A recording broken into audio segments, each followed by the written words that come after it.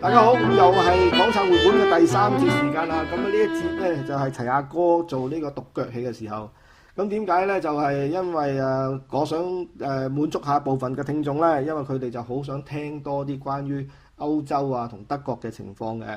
咁照例啦，我今日亦都講德國嘅嘢先嚇。咁歐洲嘅我下一次先講，歐洲其他國家嘅嘢我下次遲啲先講。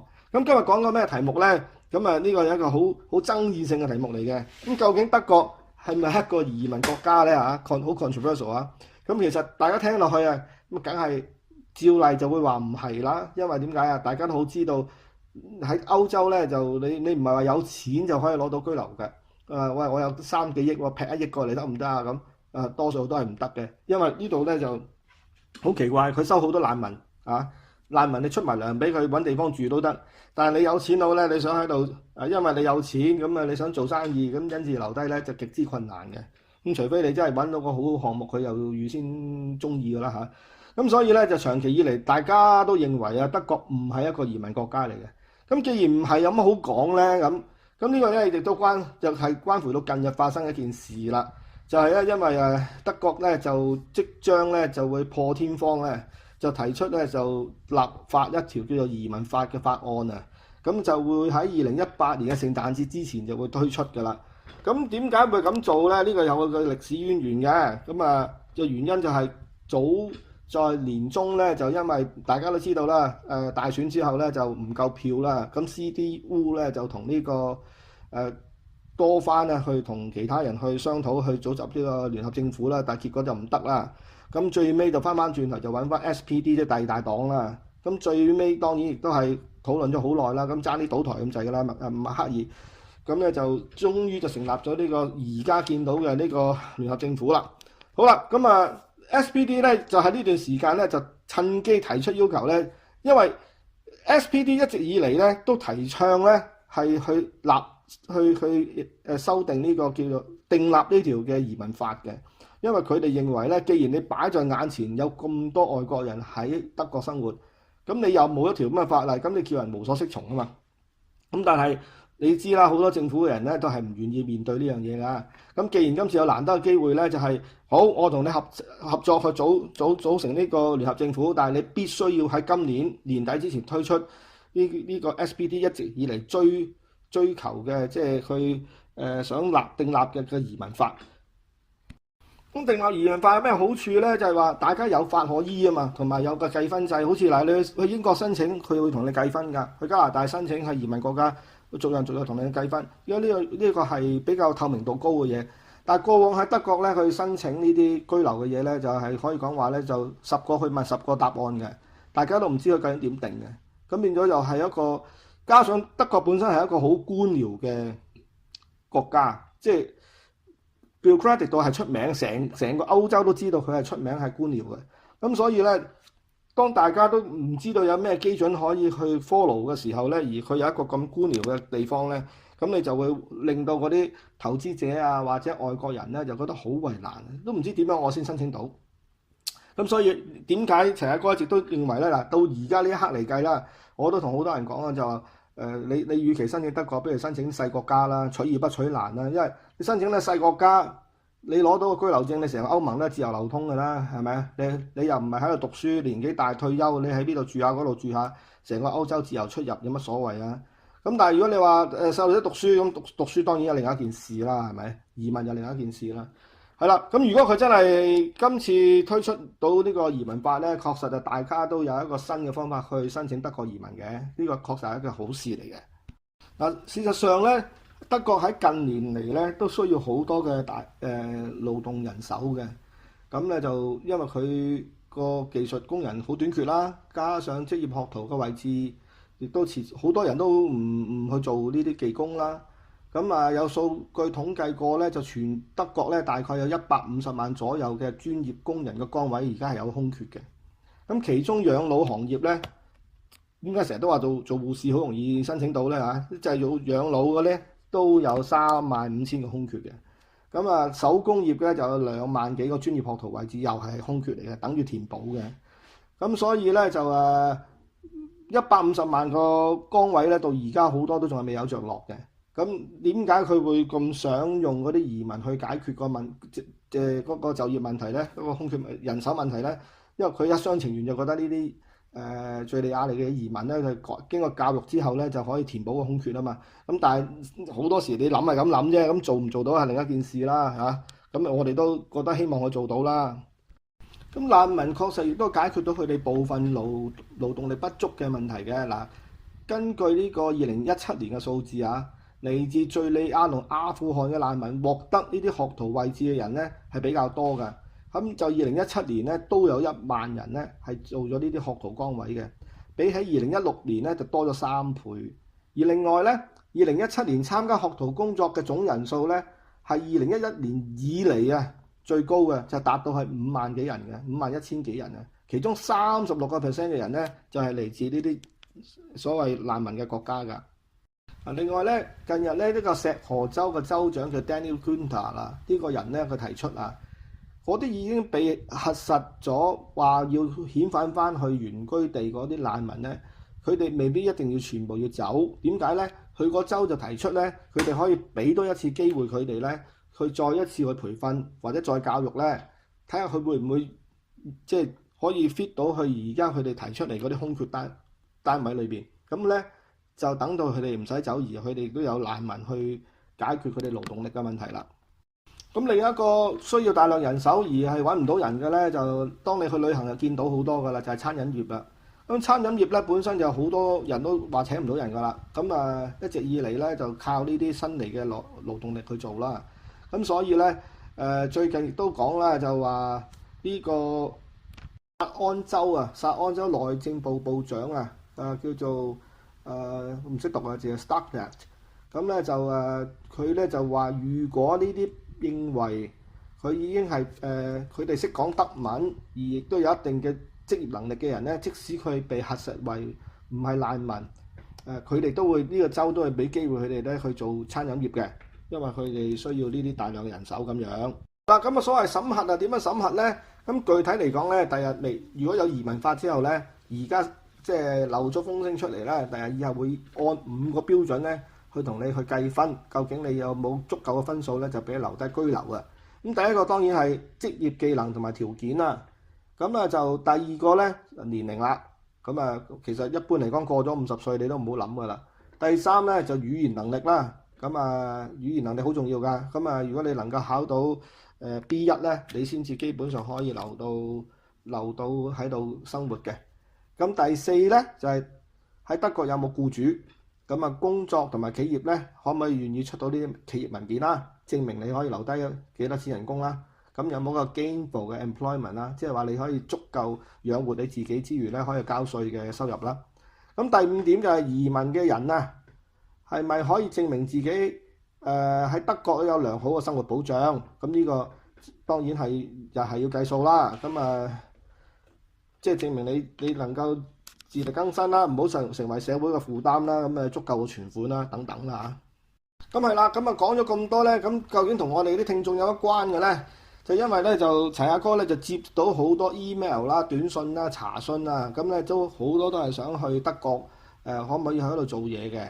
咁咧就確實打工咧就同我本人咧就完全就唔係同一類嘅路線嚟嘅，因為我一直都係做自僱人士做生意嘅。咁簡單啲啦，我係個小老闆啦，咁就自己做自己嘢，咁所以就你哋問我嘅嘢咧，其實我就未必答到你嘅。咁但係而家就唔同啦，而家咧因為有呢個新嘅移民法即將推出咧，咁而家就變咗有啲好實質嘅嘢咧，就可以俾大家去考慮嘅。咁第一個咧就係頭先我講過啦，就你基本上咧年齡係第一關鍵啦。如果你係18至45歲到啦，呢個年齡咧。男女唔限啊，冇刑事記錄咧，咁基本上咧你係過咗第一關。咁話過咗45歲咧就唔好諗噶啦，自僱啦因為你好難有人請你嘅。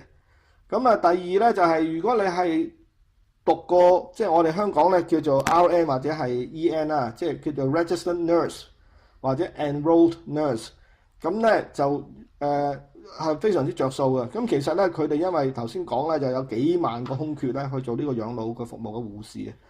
咁咧就但係如果你係做咗 RN 過嚟咧，你一定會蝕底嘅，因為你做 RN 係一個專業工作啊嘛。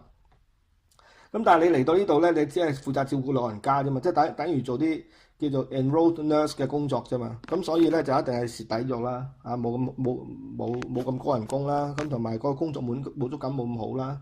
咁第三個咧就係、你一定要有嗰個語言嘅基礎啦。咁語言基礎唔係簡單嘅，咁啊係要有達到呢個歌德學院 B1 嘅水平啦。咁啊 B1 嘅水平咧喺德國讀嘅話咧，就如果快嘅咧，我聽過早排我節目嘅拍檔阿青木子所講咧，最快咧係6個月搞得掂。咁我自己就未見過啊，因為我識嗰啲就唔係細路仔嘛，我識嗰啲係大人啦。但係如果一般嚟講，大人咧，由 A1 讀到 A2咧，都要4個月㗎，唔止啊，係啊，都要成半年㗎。咁啊，再讀到 B1 可能都係要9個月㗎啦。咁啊，如果你喺香港讀歌德學院咧，就更加難啦，因為香港讀歌德學院咧，佢會將 A1 再分為 A11、A12咁樣嚇。咁如果斬得更加碎咧，你可能讀到 B1 可能要超過1年㗎啦。咁呢一點就要慢慢投資啦。咁如果啲家長話：喂，我想啲細路去嗰邊喎，咁啊唔該你早啲諗啦，你早啲去安排讀語言啦。你讀到語言咧就早啲過到呢一關。咁第二咧就係嗰個資金啊，即係個薪金同埋個待遇嘅問題啦。咁咧如果有興趣嘅朋友咧，佢話：喂，實習期間有冇錢㗎？咁其實係有嘅。如果你一般做護士嗰啲咧，就實習期間嘅嗰個 brutto 啊，所謂 brutto 即係嗰個無工資。無工資意思即係你未減稅啊，即係 gross salary。咁咧就係1700蚊歐元嘅。咁啊，當然啦，會有啲唔同嘅，因為翻工啊、放工啊、翻唔同嘅 shift 啊，個人工會有少少差異啦，或者地方遠少少啊咁啊。咁就正式錄用之後咧，個無工資咧就分別好大嘅，即係個 brutto 嘅 salary 咧就可以去到即係個 gross salary 咧可以去到2300蚊至3300蚊不等。咁當然都係視乎你自己工作經驗啊，有咁多。咁3000幾蚊你減咗稅之後咧，你當你冇一半咧，咁呢度就有1700蚊喺手啦。咁即係都唔錯啊，係咪？因為有人同你交咗稅，已經交咗社保、交咗醫療保險，咁即係話你已經係無憂㗎啦。咁你有萬幾蚊，德國租樓都相對叫平。你有份工作喺度，你租樓租到啦，唔使一定要買樓啦。咁可能用千零蚊就已經租到間好靚好大嘅屋㗎啦。咁所以就相對嚟講，我食嘢就好平嘅啫。咁另外人工咧，通常都有13個月㗎啦。呢啲就會喺聖誕節會俾到個 bonus 你，係作為呢個額外嘅薪金，係嘛？咁至於假期咧，就一定開心啦。假期咧就通常都有成21日至到30日不等嘅。呢啲就香港人嚟講，如果除咗政府工之外咧，就好少見到咁多假期嘅，相當開心啦。咁係啦，咁頭先講開啦，你符合晒以上條件之後，咁點算咧？如果我真係想過去德國做呢啲工作喎，應該點做咧？咁其實最簡單咧，你就首先自己學咗語言班先啦。又或者你大膽啲嘅，你可以去到德國去學都得㗎，不過可能未必即時批到個簽證俾你啦。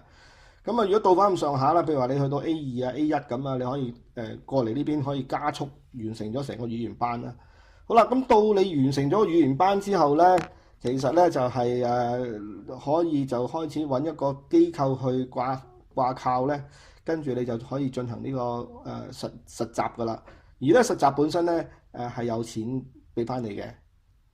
實習時間都唔係短㗎，大概係8到10個月嘅時間啊。咁點解仲有2個月去邊咧？咁放假啦，即係好多時就新馬嗰陣時，好多人都唔做嘢㗎啦。就放暑假就放暑假大過天㗎啦，喺歐洲嚇。因為天氣好嘛，過去玩㗎啦。就喺呢段時間完成咗一個專業理論嘅課程啦。包括咧就普通嘅衞生常識啊，包括點樣去照顧老人家啊，包括我哋一般香港護士讀過嗰啲嘅基本嘅護理嘅工作啊等等啦。咁至於你話我除咗呢樣嘢之外，仲有啲咩係有用嘅咧？嗱，因為喺德國咧就好流行呢個叫做 integrated medicine 嘅 integrated 意思咧就即係中西合璧啊。如果有邊個你哋喺香港已經讀過中醫嘅咧，咁啊更加會着數啦。因為如果你有課程啊，證明咗你已經去到一個程度嘅咧，特別你懂得針灸啊，懂得嗰啲拔罐啊、推拿啊，咁呢啲都係一個 plus 嚟嘅。即係除咗係一般佢教你嘅護理常識之外咧，你有呢個中醫嘅背景咧，係更加受歡迎嘅。因為喺德國係好中意搞呢個自然療法噶嘛，係咪？咁咧就當你完成咗呢個8至10個月嘅帶薪實習工作之後咧，第2年咧就可以正式喺醫院或者療養院或者養老院，咁啊就享受一般德國員工同工同酬嘅待遇噶啦。咁就變咗由嗰一刻開始咧，你就喺度數5年啦，咁你就5年之後你就會永久居民噶啦。好啦，咁呢個就係今集我想講關於就德國咧有一個即將有個重大改變，政策上重大改變嘅一個消息啦。咁啊希望大家留意。咁啊另外一樣嘢想同大家講嘅咧就係話好多網友咧就寫信俾我啦，咁啊亦都就喂港燦會館嗰首主題曲聽到就嚟悶咯喎，聽到厭咯喎。唔係新聽我節目嘅人當然話覺得好聽啊嚇，好多謝佢啦。咁有人讚我，咁我好高興嘅嚇。咁啊但係有啲話聽到厭咁點咧嗱？齊阿哥咧就同阿 Tony 講咗㗎啦，就係話咧就我會喺12月度嘅時間啦，一係聖誕一係農曆新年咧，就會返香港咧就做一首新嘅主題曲嘅。咁咧呢度咧就會睇下邊個大家咧中意唱歌嘅又唔定啦。有啲編曲我會交俾專業嘅人去編曲㗎啦。咁咧就譬如話我想唱歌嘅我一齊想參與一個製作，咁甚至會有啲同我講話我做開監製嘅喎，想參加得唔得啊？一定得嘅。咁成件事咧就唔係話辦教會唱歌咁樣搞呢個崇拜，唔係咁嘅意思，而係咧就齊阿哥希望咧透過一齊做首新歌咧，咁咧就可以俾一個難忘嘅回憶俾啲聽眾。咁同埋咧就因為一首歌始終係一個record 啦。咁咧就咁能夠留低之後咧，就大家可以聽得翻，咁可以亦都令到我哋除咗喺網上邊淨係聽到把聲啊，可以有時傾偈啊，咁亦都可以係同我哋去到現場，咁可以大家認識咗個朋友咁亦都有個作品留低，咁以後我哋大家可以俾大家欣賞下啦，係咪？又或者自己喺度留念啦。咁我自己咧就希望就有大概10個8個到啦，咁因為咧就會變咗到時我哋錄起音上嚟嘅，特別喺 chorus 嗰段咧就會聲音會洪亮啲啦嚇，咁就希望睇下你哋邊個有興趣嘅咧，就可以 send email 俾我啦我 email 就係齊阿哥 @gmail 啦，咁齊阿哥用普通話譯嘅齊阿哥QIAGE@gmail.com。咁另外如果你有用 WhatsApp 嘅，你就可以用我香港電話啦，93655412啦，93655412。咁你加咗我之後再同我聯絡啦，因為有時差問題啦，咁就你要記住有時差就唔好你哋喺香港時間朝頭早揾我啦，因為我瞓緊覺啊。咁咧就到大家交換咗資料之後，如果我哋約到時間咧，到時我哋睇下會唔會喺今年年底或者明年年初咧就攞首新歌。咁成為我哋港燦會館嘅新主題曲啊嘛，咁啊就變咗大家唔使聽到咁悶啦，多首歌去聽下啦，咁好冇？咁呢一集就咁上下差唔多啦，咁希望你哋有興趣錄歌嘅好啦，或者有興趣話去德國我做緊護士嘅，做護理員嘅，多條路徑嘅，唔使日日對住香港好唔開心嘅時候冇路走嘅，咁你可以 send email 俾我啦，睇下我會唔會幫到你哋啦。咁呢一集差唔多啦，咁我哋下個禮拜再見，好冇？拜拜。